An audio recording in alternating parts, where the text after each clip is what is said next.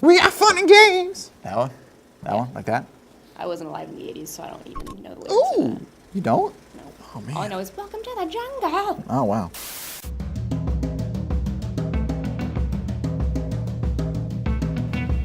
All right, good afternoon, everyone. We're a little late. We're 2 minutes late. Sorry about that. We just ran over from a meeting that we were having at the Senate, literally just like 15 minutes ago. So apologies, but we're here now. So we're just gonna get started on our current update for this week. So first of all, we want to recap a little bit of the committee action that happened this week. So I'm gonna toss it over to Gabe, and he'll tell us a little bit about what happened this week, committee-wise. All right, hello everybody. So House Education met on Monday. They passed 6 bills, and ASBA is neutral on all of them except for one, which is HB 2281, and that's about English language learner instruction and dual language programs. ASBA supports that bill, and it passed out of the committee unanimously. House Appropriations Subcommittee met on Wednesday, and they heard presentations from the Arizona Department of Education on Title I programs and on national school lunch programs. Our website will have links to the presentations they provided. And then Senate Education met on Thursday. They had a really short list of bills. There was only one that pertained to our interests, and that was regarding gifted pupil funding for K through 12. And that was SB 1161, and ASBA supports that bill as well. I'll pass it back to you guys. Oh, one more thing. The Senate bill is basically, it's a mirror of HB 2112, so. Cool. Yeah, so that one's just gifted funding, straight appropriation. We support gifted funding, obviously.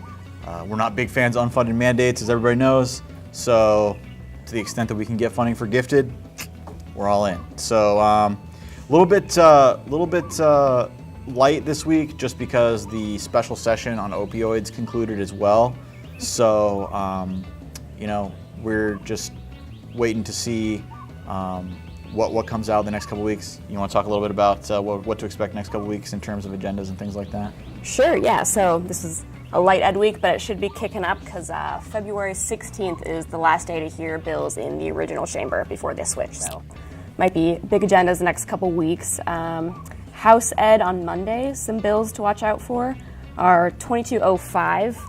JTED Governing Board's membership prohibition, which says that if you are on the governing board of a JTED, you cannot be the CTE teacher in that JTED district. And another one's 2282 on transportation funding. Chris, please explain that because it's pretty complicated. Thank you. 2282, we actually had a meeting about this yesterday. It has to do with the transportation support level and the transportation revenue control limit, for those of you in the know.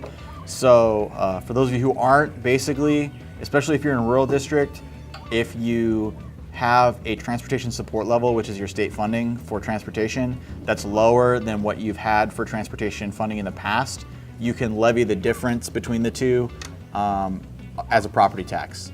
Very important, obviously, if you're declining in route miles, especially with DAA cuts that are ongoing, you're going to be depending on some of that revenue to operate not only transportation maybe, but just your general operations, pay teachers and things like that. So we expressed some strong concern to the sponsor of that bill, Representative Norgaard, about the impact it would have on especially rural districts, and advocated that instead we look at the transportation formula and make sure that it's actually funding transportation expenses, because in other districts they're overspending their transportation revenue control limit just on transportation, some of the bigger ones. So we have to figure that out in the long term, but we were very adamant that imposing a cap on that right now when districts are underfunded in other areas would be detrimental, especially to small rural districts. So that is something that we're hoping we can get at least some amendments to, if not stop moving forward for the time being,